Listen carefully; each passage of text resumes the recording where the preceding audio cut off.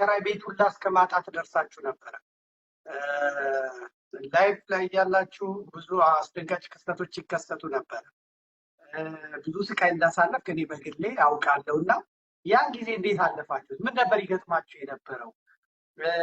ወደፊት እንኳን ለሚነሱ ሰዎች ይሄ በታሪክ ተመዝግቦ የሚቀመጥ ነው እና የሄዳችሁበት፣ የሄድክበት፣ የወጣችሁበት፣ የወረዳችሁበት ነገር ለትውልድ መተላለፍ ስለነበረ እንዴት ነበረ ስቃዩ? ከአከራዮች የሚገጥሟችሁ፣ ከሰው የሚገጥማችሁ የነበረው ነገር፣ ነፃነት ማጣቱን እንዴት ትገልጠዋለህ? ይሄ ህዝብ ዝም ብለህ መተህ አሁን የምታወራ የምትከራከር ምንም ነገር ያላሳለፋችሁ ይመስላል እና ሂደቱን እስኪ ያጫውታቸው። ምን ይመስል ነበረ?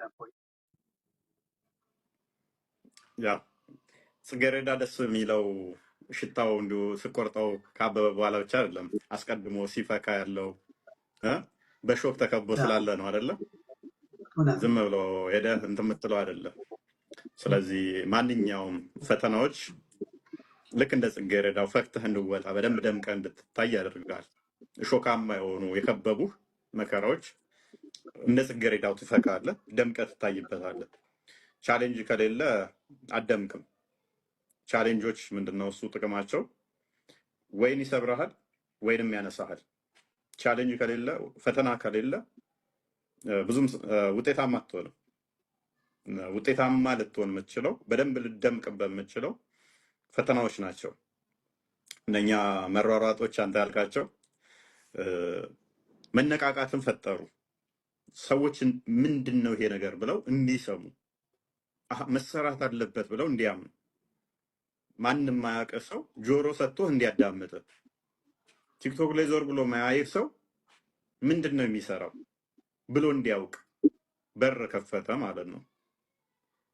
ትናንት ምንም ያልነበርክ ሰውዬ ዛሬ ባንዴ በተለያየ እንትን ላይ እንትን ሲልህ ከፌስቡክ እስከ ቲክቶክ፣ ከቲክቶክ እስከ ዩቲዩብ በተለያዩ ሶሻል ፕላትፎርሞች ላይ ስትሰራጭ ማን ነው ማያውቅ ሰውዬ አሁን ማን ነው ይላል። አንዳንዱ የሐሰት ትንተና የሚተነትንብህ አለ። አንዳንዱም ደግሞ ምንም ማይገናኝ ነገር የሚያወሩ አሉ አይደለ? ከአንተ ጋር ከስብና ጋር ማይሄድ ከያስከው አቋም ጋር ማይገናኝ ነገር የሚያወሩ አሉ። ያንን ስታይ ልታዝን ትችላለህ። አንዳንዱ ደግሞ ከአንተ በላይ ተጨንቆ ስለአንተ አስቦ ቪዲዮዎች የሚሰራ አለ። ጸሎት ሱባኤ የገቡ አሉ። ሱባኤ ለእኛ ብለው ሱባኤ የገቡ አሉ። ስለት የተሳሉ አሉ። አባቶቻችን ክርስትና ያለ መከራ አይጸናም፣ ክርስትና ያለ ፈተና አይቆምም ብሎ የሚናገር ስለዚህ ነው። እንግዲህ እፎይ የደረሰበትን ያህል መከራ ማንም ደርሶበታል ብሎ በዚህ ምን መናገር አይቻልም። በእርግጥም እነርሱ ወይም ሙስሊሞቹ ኦርቶዶክሳዊት ቤተ ክርስቲያን ላይ መጽሐፍ ቅዱስ ላይ ኢየሱስ ክርስቶስ ላይ እንዳፈለጋቸው ከንፈራቸውን ሲያላቁ የሚናገራቸው የለም። የእነርሱ ቁርአን ሲናካ ደግሞ አካኪ ዘራፍ ይላሉ። ይሄ ነገር አያስኬድም። ይሄ ነገር እንደማያስኬድ በእፎይ አይተነዋል። ከዚህ በኋላ ማንም ሰው ማንንም አሳልፎ የሚሰጥበት ጊዜ አይደለም። እስኪ የደረሰበትን መከራ ይቀጥላልኝ። እጅግ በጣም ዘመድኩን ድንቅ በሆነ አጠያየቅ እየጠየቀው እፎይን በተረጋጋ ሁኔታ ደስ በሚል ቆይታ ይመልሳልኝ። ከዚህ የከፋው በጣም መከራ የደረሰበትን ጊዜ ያስታውስና እንዲህ ይናገራል። እስኪ እነስማው ሀሳብ አስተያየቱን እየሰጣችሁ ያንን ስታስበው ደግሞ ውስጥህ እንትን ይላል። እንዴ ምን አድርጌ ምን ሰርቼ ነው እኔ ለሰው እንደዚህ ያደርጋለሁ እንዴ? ሰው ለኔ እንዲህ ካደረገልኝ ለአንተ ብሎ ሱባኤ ሲገባ ለሳምንት ለ15 ሱባኤ ይገባል አንተ ብሎ ይሄንን ስትሰማ እንደዚህ ወጣቱ ብቻ አይደለም አዛውንቶች በእኔ እድሜ ይሄን ማየቴ ለዘመናት ውስጤ ሲደማ የነበረውን አይቻለሁ ብሎ ለአንተ ብሎ ሱባኤ እንደገባ ምንም እንዳትሆን። ይሄንን ስትሰማ ደግሞ የሆነ ውስጥ የሚረበሽ ነገር አለ። ገባ ምን ሰርቼ ነው? ለምንድን ነው ደውለው ልጆቻቸው አባዬ እኮ ለአንተ ሱባኤ እንዲገብቷል፣ ማዘር እንደዚህ ሱባኤ ገብቷል ስለተስላ ነበረ ምናምን ሲሉ ትንሽ እንትን ይላል። ሰውነት የሚወረው ነገር አለ። ለካ አልሰራንም እንጂ ሰው በጣም ውስጡ ይፈልግ ነበረ። አለመስራታችን ነው። ኦኬ መስራት አለብን። ቤት ኪራይ ማጣቱ መሯሯጡ እንዳለ ሆኖ ፈተናዎቹ እንደተጠበቀ ሆኖ ከዚህኛው ሳይድ ደግሞ ሰዎች ለአንተ የሚያሳዩትን ፍቅር ስታየው የሆነ ውስጥህ እንትን የሚልህ አለ። መስራት አለብኝ፣ የተሻለ ደግሞ ከዚህ በላይ ማድረግ አለብኝ ብለህ እንድታስብ ያደርጋል። ያው ቤት እንዳልከው ነው። አስቸጋሪ የሚያደርገው ምንድነው? ሰዎች ይፈራሉ። የሚፈሩ ብዙ ስላሉ ሪስክ ይመጣብናል ብለው ስለሚያስቡ ያ ከአንድ ቦታ አንድ ቦታ ስትንቀሳቀስ ታውቀዋለህ። 10 ብር አንተ የምትከፍለውን 50 ብር 100 ብርም ከፍለ ሊሆን ይችላል የምትንቀሳቀሰው። እንደ ማንኛውም እንትን ላትል ትችላለህ። ቅድም እንዳልኩ አስቀድሞ ኖርማሊ እኔ ኖርማል ነበር የምንቀሳቀሰው። ያቺ ኬዝ ስትፈጠረች ሰዓት ድረስ ማለት ነው። ግን ይላኩልሃል። በቃ ሴፍቲህን እንትን ለማለት ለማናጋት ምግብ ስበላ ይላክልሃል ፎቶ፣ ታክሲ ስትሳፈር ይላክልሃል ፎቶ።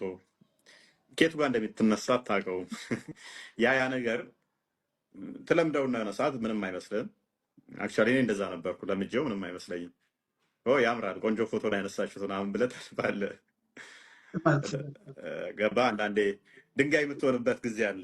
ምንም የምትፈራ ከሆነ አንዳንዴ ፍራቸው በራሱ ስለሚገልህ ማለት ነው።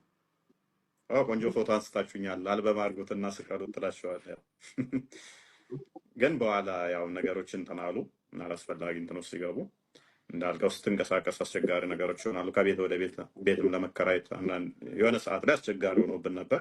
ያው ዝም ብለህ ማየውን ቦታ ላይ ስለማትሄድ እንስጥህ የሚሉህ እንዳሉ ሁሉ ታማኝ የምትላቸው የምትጠይቃቸው ቤቶች ይኖራሉ። ሊሰጡኝ ይችላሉ ብለህ ስታስብ ማይሰጡ ማለት ነው። ቤት ስትለቅ አንዳንዴ ዕቃህንም ምንህንም ኤቭሪቲንግ ትተህ ነው ወጣው ሲታወቅብህ ማለት ነው። አስቸጋሪ የሚያደርገው እንደዚህ አይነት ነገር ነው። ከዛ እችን አድቫንቴጅ ደግሞ ሰዎች ይዙባል። ገባ።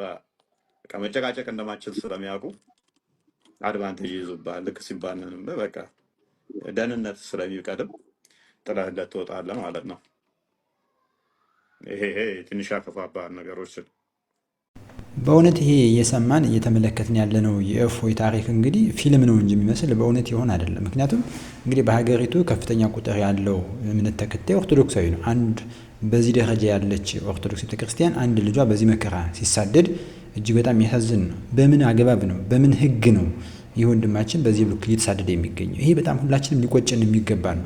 የቤት ኪራይ አጦ የሚከራይበት እየመረጠ እንዲህ ያለ ነገሮች ጭንቀት ውስጥ ገብቶ አገልግሎት እስኪያገለግል እኛ ምንድን ነው እያደረግን ያለው? ማን ነው እነርሱ በዚህ ደረጃ እንዲያሳድዱት የሚደረጉ? የትኛው ህግ ነው ሰው እንዲገድሉ እንዲያሳድዱ የፈቀደላቸው? እነርሱ ቤተክርስቲያኗንና ኢየሱስ ክርስቶስ መጽሐፍ ቅዱስ ላይ ከንፈራቸውን ሲያላቅቁ ማን ተናገራቸው? ማን በዚህ ልክ አሳድዳቸው? ተው እንኳ ላቸው ያለ ወይ?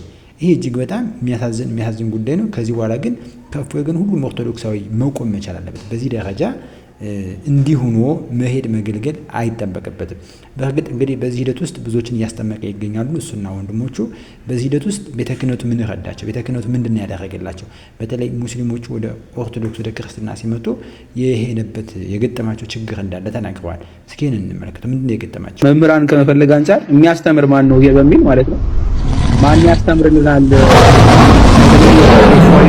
ወንድሞች በሚሰሩት አገልግሎት የሚያስጠምቅ ሰው እስከምናጣ ድረስ የሚያስተምርልን የሚረከበን ሰው እስከምናጣ ድረስ በግለሰቦች ላይ ነው አሁንም ያለውና ወደፊት ተቋም ቢሆን ሊከፈሉ በተለይ ደግሞ ቤተክርስቲያን እንደ ቤተክርስቲያን አትሊስት እንደው ሌላውን እስልምናው መስራቱን ይቅርና ከዚህ የሚመጡትን ሰዎች ተቀብላ ኦፊሻሊ የምታስተምርበት ሲስተም ቢኖር እኛ የምንሰጣቸው ሰዎች ቢኖሩ ትምህርቱን መማር ምናልባት ለሚፈልጉ ሰዎች ደግሞ የተደራጀ መስጠት የሚችሉ ሰዎች ቢኖሩና ቢታገዝ ለወደፊት ጥሩ ይመስለኛል። እግዚአብሔር ያግዘን። በሰፊው እናወራበታለን። ብዙ ሰዓት አልወሰድ ዘመዴ፣ ረጅም ሰዓት ስለቆያችሁ አመሰግናለሁ። እግዚአብሔር ያክብርልኝ መምሬ። አመሰግናለሁ። እግዚአብሔር ይስጥልኝ ጳላዲ። በጣም ብዙ ሰዎች ክርስቲያንን ይግባ እያሉ ነው። እንግዲህ ከተናገራችሁ በኋላ ሌሎቻችሁ በር ከለቀቃችሁ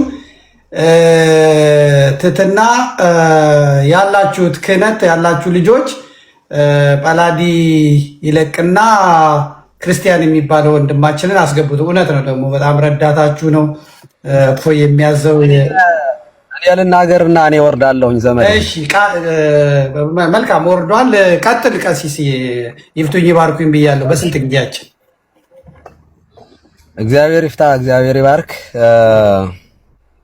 ከምስጋና ልጀምር። መጽሐፍ ወለራታን የደለሙ ክብር ለቅኖች ምስጋና ይገባል ይላል መጽሐፍና ሁላችሁንም ዘመዴ አንተንም እፎይን ቃል ስጋ ሆነ መምህር ተመስገን ቢኒ፣ ዲያቆን መዝሙር ያሬድ እንዲሁም ቀሲስ ሳሚ ኢትዮ ቤተሰብ ሚዲያ ከታችም ያላችሁት ሁላችሁንም የእግዚአብሔር ሰላም ከኔም ከናንተም ጋር ይሁን። እንዴት ሰነበታችሁ ማለት ፈልጋለሁኝ። ዘመዴ እግዚአብሔር ይባርክህ። በጣም ደስ ብሎኛል። በዚህ ዘመን አገር ቤተክርስቲያን ችግር ውስጥ ፈተና ውስጥ በገባበት ጊዜ እንደ እብድ ሆኖ የሚያገለግል ሰው ያስፈልጋል። ሪፖርት አድርጉና ቤቱን አዘጉ ሲባሉ መተው ፎሎ አድርገውን የሚከታተሉን የሚማሩብን ሌላ ሆኖ የሚያገኙት አሉ። ግን አንዳንዱ ደግሞ ሳይመጡ እዛው በፍራቻ ብቻ የሚቀሩ ይኖራሉ። ገባ? ያችን የተቆራረጠች ነገር አይተው እንዲህ ነው ስለተባሉ ብቻ የሚቀሩ አሉ። እነኛ እንዳይቀሩ ግን ምን ታደርጋለህ? ትጠነቀቃለህ፣ ትጥራለህ። ስለዚህ ምንድነው ክርስትናው እነሱ ላይ እንዳይሰራ ይሄንን መፈክር እነሱ ተጠቅመውበት ኖረዋል። ያሸማቅቁሃል። የሆነ ሰዓት ትሞክርና አይ ምን አታገለኝ ከዚህ በላይ ምናምን ብለህ ወደ ሌላ ትቀየሳለህ። አብዛኛው እንደዛ ነው የሚያደርገው። እገድልሃለሁ፣ አርድሃለሁ፣ ቆርጥሃለሁ፣ ፈልጥሃለሁ፣ ቴክስት 5000 ከዛ በላይም ሊመጣልህ ይችላል። ገባ? በሄድክበት ሁሉ ምግብ እየበላ ኬት እንደሆነ ማታወቅ ይላክልሃል። ስትንቀሳቀስ ያው እዚህ ቦታ ነበር አይቻለሁ፣ እየተከታተልንህ ነው ምናምን የሚሉ የማሸበር አላል ሴፍቲ የተጠበቀ እንዳልሆነ እንዲሰማ ምቾት እንዳይሰማ የማድረግ ስራ ይሰሩባል። አይ በቃ ለምን ታገላለሁ ብለህ እንድታቆም አይነት ስራ ማለት ነው።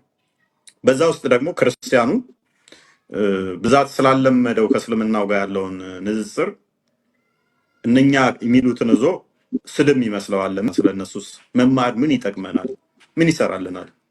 በቃ እንደፈለጉ ይሁኑ፣ ምን አስጨነቀን? ታዋቸው አይነት አለ አይደለ? እንደዛ አይነት ነገር አለ።